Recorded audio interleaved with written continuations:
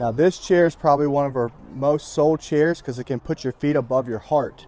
So you would go, and we would consider this Comfort Zone 5. The Twilight feature gives you that extra motor, which comfort zones go by motor. So if it's Comfort Zone 5, it means 5 motor. If you're looking at buying 2 chairs and your wife or your husband has swelling in your feet, I would suggest this chair, the PR515 MLA with Twilight. But this feature right here, how it's coming up to 30 degrees, feet above the heart, this is what's so important to get your feet above your heart that your doctor's asking about. It's a big health benefit chair. You also have what we call zero gravity. And what zero gravity is, it's just a rejuvenate position. But when you activate the Twilight technology again, it's going to raise the front of the chair up to 30 degrees.